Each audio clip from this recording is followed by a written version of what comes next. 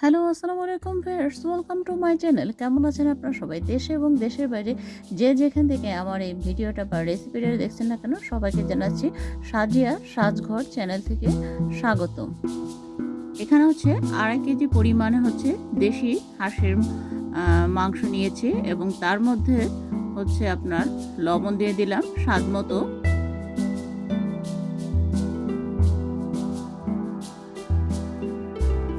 হলুদ গুঁড়ো দিয়ে দেবো হচ্ছে 1 চা চামচ। রসুন আদা পেস্ট দিয়ে দিচ্ছি 2 চা চামচ।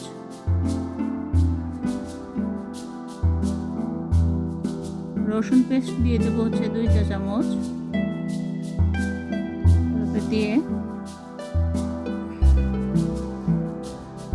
এবং 1 কাপ পরিমাণ হচ্ছে পেঁয়াজ কুচি নিয়েছি এবং পেঁয়াজটা আমরা হচ্ছে গোল গোল করে কুচিয়ে নিয়েছি,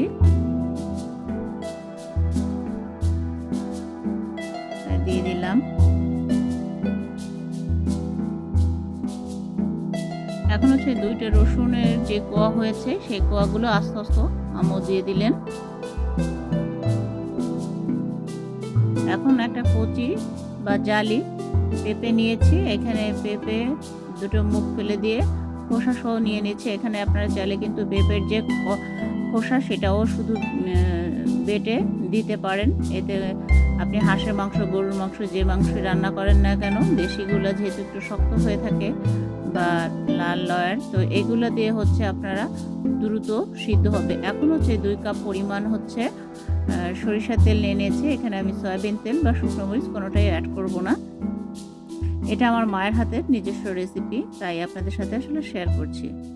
এখন 25টার মতো, 25 থেকে 26-27টার মতন হচ্ছে আস্ত কাঁচামরিচ দিয়ে দিলাম। এর মধ্যে হচ্ছে কাঁচামরিচগুলো ছিল লাল এবং সবুজ, যাতে কালারটা দেখতে ভালো লাগে, খেতেও ভালো লাগে। নাড়াচাড়া করতে করতে কিন্তু এটা ভেঙে যাবে আর পাতেও মাখিয়ে নেব। এখন হচ্ছে দারচিনি, এলাচ এবং লবঙ্গ দিয়ে দিলেন পরিমাণ মতো। এখন হচ্ছে আম্মু ভালো করে হাত দিয়ে মাখিয়ে নিচ্ছেন, যাতে মাংসের মধ্যে মশলাগুলো প্রবেশ করে এবং খেতেও খুব ভালো লাগে, সুস্বাদু লাগে। সেটাই আপনাদের সাথে আসলে শেয়ার করছি।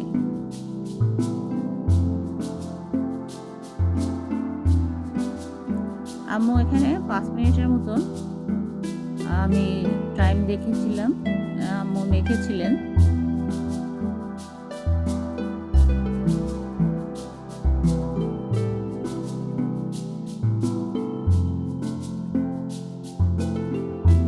যত ভালো মাখাবেন ততই হচ্ছে মশলাগুলো প্রবেশ করবে। তারপরে হচ্ছে ধনিয়া গুঁড়ো দিয়ে দিলাম, জিরা গুঁড়ো দিয়ে দিলাম 2 চা চামচ করে।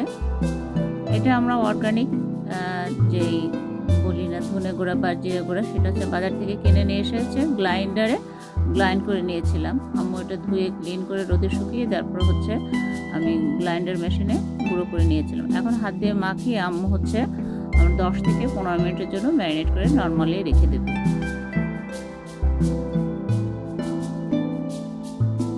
এখন 15 মিনিট পরে ফেরত আসছি বন্ধুরা। এখন চুলার আঁচটা জ্বালিয়ে দিলাম। প্রথমে আঁচটা বাড়িয়ে দিতে হবে, বাড়িয়ে দিয়ে আম্মু ঢাকনা দিয়ে 4 থেকে 5 মিনিটের জন্য ঢাকনা দিয়ে ঢেকে দিলেন। ঢাকনাটা তুলে এখন হচ্ছে নেড়েচেড়ে ভালো করে কষিয়ে নিচ্ছেন। এভাবে ঘুরিয়ে ঘুরিয়ে কষিয়ে নিতে হবে, এপাশ ওপাশ এইভাবে করে লেগে না যায় সেদিকে একটু খেয়াল রাখবেন। পুড়ে গেলে কিন্তু সমস্ত রেসিপিটাই নষ্ট হয়ে যায়, সেটাও আমি আপনাদের সাথে শেয়ার করছি। এভাবে ভালো করে কষাতে থাকবেন, যত কষাবেন ততই কিন্তু ভালো লাগবে। কথায় বলে খেজুরের রস যতই জ্বালাবেন ততই নাকি গুড়ে পরিণত হয়। ঠিক মাংস যত আপনি কষাবেন ততই কিন্তু খেতে ভালো লাগে এবং সুস্বাদু লাগে, এবং মাংসের মধ্যে মশলাগুলো যখন প্রবেশ করে সেটা কিন্তু দুর্দান্ত লাগে খেতে। তো আমার এবং আম্মুর এবং আমার আব্বু সবারই পরিবারে যখনই মাংস রান্না করে কষানো অবস্থায় কিন্তু আমরা খাই। তো এখন ভালো করে কষিয়ে নিচ্ছে, যখন ফুলফিল কষা হয়ে যাবে সেটাও আমি আপনাদের সাথে শেয়ার করব। আগে জানতাম হাঁস এমনি শুধু বিক্রি হয়, এখন ওজনও বিক্রি হয়। আম্মু সেদিন বলল, আসলে অনেক দিন বাজারে যাই না, সেই জন্য আমি তো অবগত ছিলাম না। তো আম্মু যখন বললো আমি তো যে এখন সমস্ত হাঁস হচ্ছে ওজনে বিক্রি হয়। তো এখানে 2.5 কেজি পরিমাণে আছে দেশি হাঁস, আপনারা দেখলেই বুঝতে পারছেন। এখন ভালো করে আবার একটু নেড়ে চেড়ে নিচ্ছি। এভাবে নেড়ে চেড়ে কষিয়ে ভেজে নেব যতটা সম্ভব। এখন পর্যন্ত কিন্তু পানি ইউজ করিনি, সেটাই আসলে আপনাদের সাথে শেয়ার করার চেষ্টা করছি। মাশাআল্লাহ, খুবই চমৎকার একটা কালার এসেছে আর খেতেও দুর্দান্ত। আর মায়ের নিজস্ব হাতের রেসিপি বলে কথা। এর আগে একবার রান্না করেছিল, কিন্তু সেটা আমি আপনাদের সাথে শেয়ার করতে পারিনি, তাই আবার নতুন করে শেয়ার করছি। তো এখন আমরা পানি দিয়ে দিলাম। এখানে কিন্তু আমরা বৃষ্টির পানি দিয়েছি এবং বৃষ্টির পানিটা একটু ফুটিয়ে নিয়েছিলাম যাতে খেতে আর একটু ভালো লাগে। তো বৃষ্টির মৌসুম যেহেতু চলছে, তাই আপনারা কিন্তু বৃষ্টির পানি ধরে রেখে এই কাজটা করতে পারেন। এখন 6টা আস্ত রসুন আম্মু দিয়ে দিচ্ছেন। রসুন কিন্তু ক্যান্সার প্রতিরোধে সহায়তা করে, এটা অনেকেই জানেন, অনেকেই জানেন না, কিন্তু তারপরে আমি আপনাদের সাথে শেয়ার করলাম। আসলে পাতে ভেঙে খাবো, সেই জন্য এবার কয়েক মিনিটের জন্য আবার ঢাকনা দিয়ে একটু ঢেকে দিচ্ছি। ঢাকনাটা তুলে আবার একটু নেড়ে চেড়ে নিচ্ছি।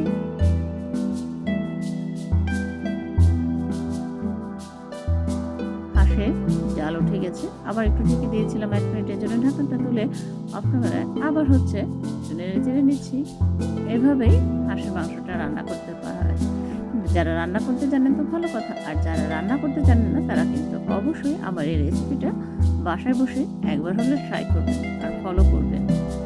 আবার একটু ঢেকে দিয়েছিলাম, ঢাকনাটা উঠে দেখেছি প্রায় পানিটা শুকিয়ে এসেছে। এর ফাঁকে মাইটাটা বের করে নিলাম মাংসের মধ্যে থেকে। আরও 4 পিস 5 পিসের মাংসের মতন আম্মু এরকম তুলে তুলে নিচ্ছে, আর আমরা এই ফাঁকে খাচ্ছি এবং কাজ করছি। তো খুবই মজা লাগতেছিল। আমি যদিও ভয়েসটা পরে দিচ্ছি, দুর্দান্ত একটা রেসিপি হয়েছিল বন্ধুরা, তাই আপনাদের সাথে শেয়ার করছি। অসংখ্য অসংখ্য ধন্যবাদ যারা এই পর্যন্ত আমার ভিডিও দেখেছেন। যারা এখন পর্যন্ত আমার পেজটা ফলো করেননি, অবশ্যই আমার ফেসবুক পেজটা ফলো করে রাখবেন, এবং যারা ইউটিউব চ্যানেল থেকে দেখছেন তারা কিন্তু অবশ্যই পাশে থাকা বেল আইকনটি প্রেস করে রাখবেন, কারণ আমি যখনই নিত্য নতুন ভিডিও আপলোড করবো না কেন আপনাদের কাছে যাতে পৌঁছে যায়। তো একদম আমরা শেষ পর্যায়ে চলে এসেছি। তো এখানে টালা জিরা গুঁড়ো দিয়ে দিলাম। এটাও আমরা জিরা এনে ধুয়ে তারপর ঢেলে দেন গ্রাইন্ডারে মেশিনে গ্রাইন্ড করে রেখেছি। এখন ভালো করে নেড়ে চেড়ে নিচ্ছি, যেহেতু লাস্টের পর্যায়ে এসেছে বন্ধুরা। লাস্টে যেহেতু জিরা টালা গুঁড়াটা দিতে হয় সবসময়, সব যেহেতু ভোনা ঝোল যাই করি না কেন, তো সেক্ষেত্রে কিন্তু বন্ধুরা 5 মিনিট চুলায় কিন্তু রাখতে হবে, তা না হলে জিরার ঘ্রাণের পরিবর্তে দেখতে কিন্তু বা খেতে কিন্তু অড লাগবে। সেই কারণে ভালো করে 5 মিনিট অন্তত পক্ষে চুলায় রাখতেই হবে এবং এপাশ ওপাশ করে ঘুরিয়ে ঘুরিয়ে নেড়ে চেড়ে নিতে হবে। এভাবে ভালো করে আমি ঘুরিয়ে ঘুরিয়ে নেড়ে চেড়ে নিচ্ছি আম্মু। যারা এভাবে কখনো খাননি একবার হলো ট্রাই করবেন। ব্যাচেলর আপু এবং ভাইয়া যারা আছেন বা সদ্য বিয়ে আছেন, তারা মায়ের হাতে রান্না খেতে পারছেন না, তারা কিন্তু আমার মায়ের হাতের রান্নাটা ফলো করতে পারেন। আমি চেষ্টা করি ফুলফিল ভিডিওটা দেখাতে, যাতে আপনারা কিছুটা হলেও কিছু যাতে শিখতে পারেন। রান্না একটা শিল্প বা আর্ট, যেটা সবাই পারে না। আমার মায়ের হাতের রেসিপিটা কেমন হলো অবশ্যই কিন্তু কমেন্ট করে জানাতে ভুলবেন না, আর একবার হলেও বাসায় ট্রাই করবেন। তো ফাইনালি আমরা হয়ে গেছে। এখন আমি সার্ভিং বলে সার্ভ করে আপনাদের সামনে হাজির হচ্ছি। দেখুন মাশাআল্লাহ কত সুন্দর একটা কালার এসেছে। তো বন্ধুরা, আপনারা খুব সুন্দর সুন্দর কমেন্ট করেন, খুবই ভালো লাগে। এভাবে পাশে থাকবেন একে অপরের, এবং আমরা এভাবে এগিয়ে যাব এই প্রত্যাশায়। সবাই সেই পর্যন্ত ভালো থাকুন, সুস্থ থাকুন, নিরাপদে থাকুন, এবং অল টাইম সাজঘর অন চ্যানেলের সঙ্গেই থাকুন। ভুল ত্রুটি কোনো কিছু হয়ে থাকলে ক্ষমার দৃষ্টিতে দেখবেন। আর অবশ্যই একবার হলেও ট্রাই করবেন। প্লিজ প্লিজ প্লিজ, আমার মুখে নয়, আমি কাজে বিশ্বাসী। আমি যখন খেয়ে ভালো লেগেছে তখনই ভেবেছি আপনাদের সাথে সেটা শেয়ার করি। আল্লাহ হাফেজ, ভালো থাকবেন।